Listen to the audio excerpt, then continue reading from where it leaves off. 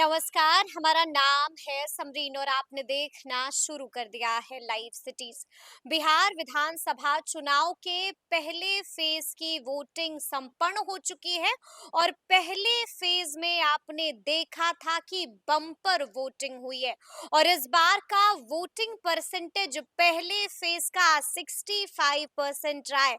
देखिए, हम आपको ये भी बता दें इस वीडियो में कि मुजफ्फरपुर और समस्तीपुर में सबसे ज्यादा वोटिंग हुई है और अब ये वोटिंग परसेंटेज बहुत कुछ दर्शा रहा है। तो इस वीडियो में हम आपको यही बताएंगे, डिकोड करेंगे कि आखिर ये बढ़ा हुआ वोटिंग परसेंटेज किस ओर इशारा कर रहा है और क्या कुछ होने जा रहा है 14 तारीख को, इस पर भी चर्चा करेंगे। तो आइए फिर इस मुद्दे पर एक बार फिर से खरी खरी बातचीत करते हैं सीनियर जर्नलिस्ट रवि उपाध्याय जी से। सबसे पहले बहुत शुक्रिया बातचीत जी, के आपको भी। जी। सबसे पहले तो रवि जी, हम आपसे ये समझना चाहेंगे कि आपने भी देखा है कि पहले फेज में 65% वोटिंग हुई है, यानी कि बम्पर वोटिंग हुई है और कहा तो ये भी जा रहा है कि आजादी के बाद पहली बार इस तरह से वोटिंग हुई है। तो ये किस ओर इशारा कर रहा है, आपको क्या लग रहा है? देखिए, इस बार का जो पहले चरण का जो मतदान हुआ 121 सीट पर, उसमें बहुत कुछ सांकेतिक भाषा में समझिएगा या जिसको डिकोड करिएगा, बड़े-बड़े सेफोलॉजिस्ट फेल कर रहे हैं बिहार के मसले पर। और इसको हम बार-बार एक बार कहते थे कि महिला और युवा, महिला किसके, मुस्लिम किसके, यादव किसके, युवा किसके, तो एम वाई समीकरण को ही आप डिकोड करिए। एम से महिला, एम से मुस्लिम, वाई से यादव, वाई से यूथ। तो इसको आप थोड़ा सा डिकोड करिएगा तो सब कुछ क्लियरिटी के साथ समझिएगा कि एम वाई फैक्टर कहाँ काम कर रहा है। महिला पर दावा जैसे नीतीश कुमार की पार्टी जनता दल यूनाइटेड करती है, या फिर कह लिया जाए एनडीए कहती है, चुप्पा वोटर कोर वोटर कहा जाता है। तो इस बार कोर वोटर में इधर उधर कुछ हुआ है। अब आप कहिएगा कैसे हुआ, उसको दो तरह से हम समझेंगे और समझाएंगे भी, और लाइव सीरीज के व्यूअर्स को भी हम बताएंगे कि देखिए, एम का मतलब महिला, महिला को आधी आबादी कही जाती है। नीतीश कुमार का कोर वोटर, चुप्पा वोटर कहा जाता है। और जो 10,000 रुपए की राशि इन बिटवीन चुनाव भी उनके खाते में गई है, यह कहीं ना कहीं उनको दिखाई पड़ रहा है। और उसके बाद थोड़ा सा इधर आइए, तो अब उसमें आपको तेजस्वी यादव का भी 30,000 रुपया दिखाई पड़ रहा है उनको, कि 30,000 रुपया। देखिए, अब आपको कई जगह पर आप देखे, जो मतदान के दौरान हम कई बूथ पर स्वयं गए थे, वहां पर हमको देखने को मिला कि लोग खोज रहे थे कि कमल छाप तो है, तीर छाप नहीं है। हम्म। ये बिल्कुल बिल्कुल। यह कहीं ना कहीं असमंजस उहापोह की स्थिति है कि वह, उनको यह समझ में नहीं आ रहा है कि तीर कौन है, कमल कौन है। कमल को हम दें कि तीर को दें, तीर को लोग ढूंढ रहा है, कमल वहां दिखाई पड़ रहा है, तो वह वोट आपको नहीं जा रहा है। देखिए, अब गांव में क्या हो रहा है, गांव में महिला उतनी नहीं सशक्त है, उतनी पढ़ी लिखी नहीं है। महिला सशक्तिकरण की आप तो बात कहते हैं, वह जुबा से बात हो रही है, लेकिन लिखतम में बात आपको अंदर आपको पेनिट्रेट नहीं हो रहा है, महिला नहीं समझ पा रही है, इस बात को समझना पड़ेगा। अब देखिए, युवा की बात हम करते हैं, यादव या फिर यूथ की बात करें, तो तेजस्वी यादव ने 2020 में ही एक बड़ी लकीर खींची थी। हम बार बार इस बात को कहते हैं, इस बार भी कह रहे हैं कि तेजस्वी यादव ने इस बार जो युवाओं को कहा है नौकरी देने की, और पहली कलम से वह कहते भी थे, उन्होंने 17 महीने के अपने कार्यकाल में जितना कुछ कर पाए युवाओं के लिए किया, तो युवा भी उनकी तरफ है फोकस।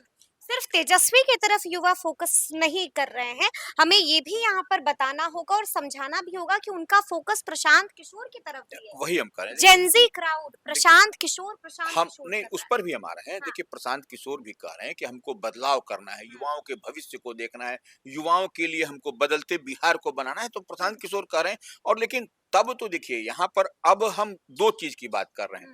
नीतीश कुमार ने क्या किया, अभी महिलाओं के खाते में 10,000 की राशि दे दिया, और तेजस्वी यादव कह रहे हैं सरकार बनेगी तब हम 14 नवंबर को हम जो देंगे। देंगे। तो ये कहीं ना कहीं ये दिखाई पड़ रहा है। इस बात को हम कह रहे हैं, आपको प्रशांत किशोर कह रहे हैं युवाओं की बात कर रहे हैं, लेकिन वह क्या स्ट्राइक करेंगे, कितना करेंगे, क्या करेंगे, वह एक अलग मसला है। लेकिन तेजस्वी यादव तो नेता प्रतिपक्ष हैं, उनकी बात पर भी कितने लोग इतवार कर रहे हैं, कितने लोग कह रहे हैं, तो ये बात को समझना पड़ेगा। और युवा की बात कर रहे हैं, तो युवाओं को नौकरी देने की बात तेजस्वी यादव ने अपने 17 महीने के अल्प अवधि में ही करके दिखाया। नीतीश कुमार यही मुख्यमंत्री बिहार, उन पर सवाल खड़ा किया करते थे कि कैसे देगा, अपने बाबूजी के खर्चे लाके देगा। तो और फिर देखिए उसी पर एनडीए अपना बैटिंग बॉलिंग करती हुई बिसात बिछाती हुई दिखाई पड़ी। दिखाई दे रही है। लेकिन यहाँ पर थोड़ा-सा हम आपसे ये भी चाहेंगे कि 2020 में क्या कुछ हुआ था? तब क्या कुछ वोटिंग परसेंटेज था? 2025 में क्या कुछ वोटिंग परसेंटेज है? अगर हम दोनों की तुलना करें रवि जी, तो क्या कुछ हमें अलग दिखेगा? देखिए क्या कुछ अलग नज़र देखिए आएगा? 2020 में आप देख लीजिए, हाँ। 2020 का जब विधानसभा चुनाव हुआ था, यही फर्स्ट फेज, हुँ, इसी फर्स्ट फेज में 55.68% वोट डाले गए थे। हुँ, कितना? 55.68। हुँ। और अभी देखिए कितने डाले तब गए हैं? 3 फेज़ में चुनाव हुआ तब था। 3 फेज में हाँ, हुआ था, लेकिन प्रथम फेज की बात हम ठीक कर है। रहे हैं, उस समय ये हुआ था। हाँ, और अभी फर्स्ट फेज में 64 माने 65 कर ली, 65 मान 65 ही लेते हैं। मान हाँ, लीजिए, राउंड अबाउट। तो वही आपको दिखाई पड़ रहा है। तो अब 3 चरण में हुए थे मतदान। अब हुँ, देखिए थोड़ा-सा, लेकिन तब है कि उस समय 121 सीट नहीं था फर्स्ट फेज में, हुँ, 71 सीट था। 71 सीटें तो थी। ये एक बात हुँ, समझ में हुँ, आ रही है। दूसरी बात थोड़ा-सा आइए, अब जो है सो हम लोग थोड़ा-सा और चलें, 2025 में जो है हुँ, सो इस बार जो फर्स्ट फेज का हुआ 121 सीट हो गया। आपको परसेंटेज बता दिए। हुँ, फर्स्ट फेज में आपको क्या, अब पुरुष और महिला भी देख लीजिए, पुरुष और हुँ, महिला को ही डिकोड हम हुँ, लोग कर रहे हैं, तो पुरुष कितना, महिला कितना, ये हुँ। स्पष्टता के साथ दिखा। कहा तो ये भी जा रहा है कि महिलाओं का वोटिंग परसेंटेज जो है इस बार ज्यादा रहा है। नहीं देखिए, महिलाओं का वोटिंग परसेंट तो रहा था, लेकिन हाँ, युवाओं का भी तो रहा। हाँ, युवा भी तो डाले, बढ़ चढ़ जी। करके वोट डाले, तो युवा किसकी तरफ डाले? हुँ, इसको भी तो समझना पड़ेगा। महिलाओं पर तो क्लेम कर रहा है एनडीए या नीतीश कुमार या हुँ, भारतीय जनता पार्टी की महिला उधर आई, क्योंकि उनको दिखाई पड़ा 10,000 रुपए हुँ। की राशि। पुरुषों की तुलना में महिलाओं का वोटिंग परसेंटेज ज्यादा रहा, ये क्या कुछ दर्शा रहा है? यही हम कह रहे हैं कि जब ये निश्चित रूप से आपको उसमें पासमानदा मुस्लिम महिला भी है। हाँ, बिल्कुल है। ये अपसमानदा मुस्लिम महिला कैसे हैं, इसको हुँ, भी थोड़ा समझ लीजिए। 17% मुस्लिम की आबादी है हुँ, यहाँ बिहार में। कमोबेश जो डेटा है, जो हम लोग जिस पर बात करते हैं, उसमें पासमानदा जो महादलित दलित की बात होती है, हुँ, अल्पसंख्यक है हुँ, मुस्लिम में, उनके पुरुष दूसरे प्रदेश में जाते हैं काम करने। हुँ, वो बढ़ई का काम करते हैं, टेलरिंग का काम करते हैं, या बिल्कुल। अन्य छोटे बड़े काम करते हैं, लेकिन उनकी महिलाएं यहीं पर रहती हैं हुँ, अपने स्थान, वो नहीं जाती हैं, उनका पलायन नहीं होता है। तो वह महिलाएं जब यहाँ पर हैं, तो वह महिलाएं जो इनको 10,000 रुपए खाते में आ गया, हुँ, और चुनाव के दरमियान भी 10,000 रुपए आए, हाँ, तो यह कहीं ना कहीं वो हम ऐसे में मुस्लिम जो हुँ, महादलित महिलाएं हैं, हुँ, या पासमानदा महिला जिसको हम लोग हुँ, कहते हैं, उनका वोट आपको एनडीए के पाले में गया। हुँ, यह सबसे बड़ी बात है, यह चौंकाने वाली बात है। हुँ, महिलाओं का वोट किधर गया, किधर नहीं गया, और यह तब स्थिति में गया ठीक है। जबकि वक्त संशोधन विधेयक है। हुँ, जब हुँ, लागू हो गया, इम्प्लीमेंट हो गया, हुँ। तब की महिला पासमानदा की लेकिन आपको याद लेकिन है। आपने जब ये बातें कही तो हमें प्रशांत किशोर का वो बयान याद आ गया। उन्होंने आज सुबह-सुबह एक बार फिर से बड़ा बयान दिया है और साफ-साफ कह दिया है कि इस बार के चुनाव का एक्स फैक्टर युवा होंगे और इस बार के चुनाव का एक्स फैक्टर जो है वो प्रवासी मजदूर होंगे। और वो ये भी कह रहे हैं कि प्रवासी मजदूर जब यहाँ रुके हैं, जब उन्होंने वोट डाल दिया है, तो इस बार उनके घर की जो महिलाएं हैं, जो बहनें हैं या तो माताएं हैं, वो तमाम लोग जो हैं वो अपने बच्चों की सुनेंगी। यानी कि वोट इस बार बदलाव के लिए देंगी। देखिए, निश्चित रूप से बदलाव की बात तो प्रशांत किशोर भी हाँ, कर रहे हैं, बदलाव की कह बात। रहे हैं एक्स फैक्टर युवा है और नहीं, एक्स फैक्टर प्रवासी मजदूर है। देखिए ठीक बोल रहे हैं प्रशांत हाँ, किशोर। बदलाव के लिए ही इस बार वोट वोट हो रहा है। हुँ, यह बम्पर वोटिंग की जो बात बार बार कही जा रही है, यह इस पर तेजस्वी को आप कनेक्ट करिए, हुँ, प्रशांत किशोर को कनेक्ट करिए, लेकिन प्रशांत किशोर जो वोट ले रहे हैं, हुँ, वह किसका वोट ले रहे हैं, यह सबसे बड़ी बात है। ये इसको समझना हुँ, पड़ेगा। प्रशांत किशोर ने तो बड़ा एक, जो भी वोट आ रहा है, जो भी वोट वह कर रहे हैं, प्रशांत किशोर का ठीक है, हुँ, थ्योरी हुँ, कंसेप्ट गणित अर्थमेटिक जो भी चुनाव का ठीक कह है। लीजिए हाँ, उनकी हाँ, सही है।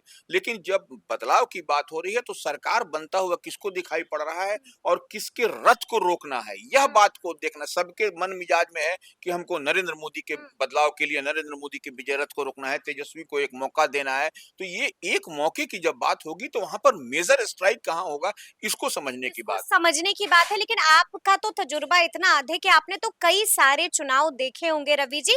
तो जब कभी भी इस तरह से बम्पर वोटिंग हुई है, तो तब क्या हुआ है बिहार में? देखिए, सत्ता परिवर्तन हुआ है? निश्चित रूप से सत्ता परिवर्तन हुआ है, हाँ। और यह आपको हम ये माने आपको डेटा के हिसाब से भी हुँ, बता हुँ, देंगे। हुँ, 1990 में क्या हुआ, पहली बार जो है हुँ। सो सत्ता में आए थे लालू यादव, तो वो उस समय भी 60% से अधिक वोट हुआ था। अच्छा। और फिर उसके बाद 62.0 रहा था वोट, उसके बाद जब ठीक है। सत्ता में आए। हाँ, हाँ। तो फिर 1995 फिर से रिपीट हुई यही ठीक चीज़। है, तो हाँ। यह तो दर्शाता है कि कहीं न कहीं यह चेंज के लिए है। जब भी बम्पर वोटिंग हुई है, तब हुआ है सत्ता बिल्कुल, परिवर्तन। लेकिन एक बात और है, जब हाँ, नीतीश कुमार जब आए थे, हाँ। जब नीतीश कुमार 2005 में आए थे हुँ, पहली बार, तो उस समय वोटिंग परसेंटेज 46.5% था। हुँ। यह भी एक लेकिन बात, तब भी सत्ता परिवर्तन तब भी हुई। सत्ता परिवर्तन हुई। हाँ। तो ये इस बात को हम समझना चाह रहे हैं कि ये किस तरीके से हो रहा है, हुँ, और ये जो मेजर जो झटके के समान या अन्य जो बातें दिखाई हुँ। पड़ रही हैं, कहीं न कहीं कुछ न कुछ तो है, कुछ ना कुछ कहीं न कहीं तो है, निश्चित रूप से है। जिसको समझने की ज़रूरत है। लेकिन ऐसे में हम आपसे ये भी जानना चाहेंगे और ये मेरा अंतिम सवाल होगा कि आपने देखा है कि पहले फ़ेज़ में 121 सीटों पर वोटिंग हुई है। क्या कुछ छन के बाहर आ रहा है? कौन आगे चल रहा है और कौन बढ़त बनाते हुए नज़र आ रहा है? देखिए, एक अगर यदि हम किसी की बात न हाँ, करें, हाँ। कोई सेफोलॉजिस्ट, किसी के ठीक डेटा, बात। किसी का ये, हम हाँ, सबको छोड़ दें। ठीक। आप देखिए कि फर्स्ट फेज में अगर जिस जो घबराहट, जो बेचैनी हाँ। दिखाई पड़ रही है, हुँ, किसको?